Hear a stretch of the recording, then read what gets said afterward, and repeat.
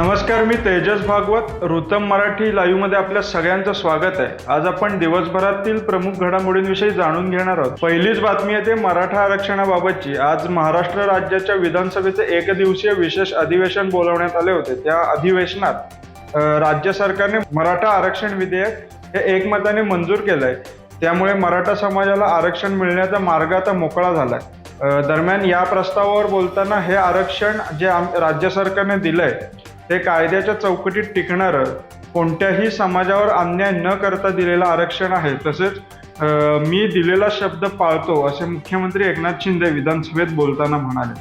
आता मराठा आरक्षणासंदर्भातच दुसरी बातमी येते, ती म्हणजे मनोज जरांगे पाटील यांनी गेले 6 ते 7 महिने मराठा आरक्षणासाठी मोठा लढा उभारलाय. मात्र आज जे मराठा आरक्षण विधेयक मंजूर झालंय त्याचं मी स्वागत करतो. मात्र सगळे सोयरेच्या अधिसूचनेवर आम्ही अजूनही ठाम आहोत अशी सूचक प्रतिक्रिया मनोज जरांगे यांनी दिली आहे. त्यामुळे आता पुन्हा एकदा आंतरवाली सराटीत महत्वाची बैठक होणार आहे. त्यानंतर आंदोलनाची पुढची दिशा ठरवणार असल्याचे मनोज जरांगे पाटील यांनी सांगितलं आहे. दरम्यान देवेंद्र फडणवीस मुख्यमंत्री असताना देखील जे आरक्षण देण्यात आलं होतं हायकोर्टात टिकलं होतं, मात्र सुप्रीम कोर्टाने त्यात काही त्रुटी दिल्या होत्या. दरम्यान गुणरत्न सदावर्ते हे कायमच मराठा आरक्षणाच्या विरोधात कायदेशीर लढाई लढताना आपल्याला पाहायला मिळतात.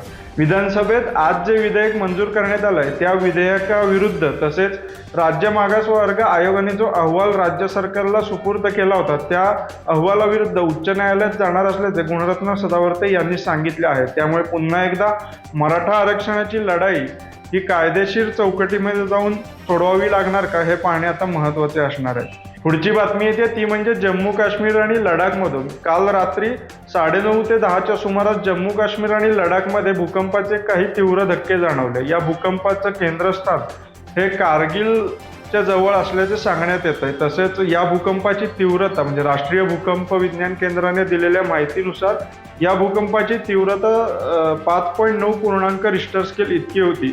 अचानक रात्री झालेल्या भूकंपाच्या धक्क्यांमुळे तेथील नागरिकांना ऐन थंडीतही घराबाहेर पडावं लागलं व सुरक्षित ठिकाणी जाऊन आसरा घ्यावा लागला. पुढची अभिनय क्षेत्रातली एक बातमी आहे ती थोडी दुःखद बातमी आहे. ते म्हणजे प्रसिद्ध अभिनेते ऋतुराज सिंह यांचे अचानक निधन झालं आहे. हृदयविकाराच्या झटक्याने त्यांचं निधन झालं असून 59व्या वर्षी त्यांनी आपला अखेरचा श्वास घेतला.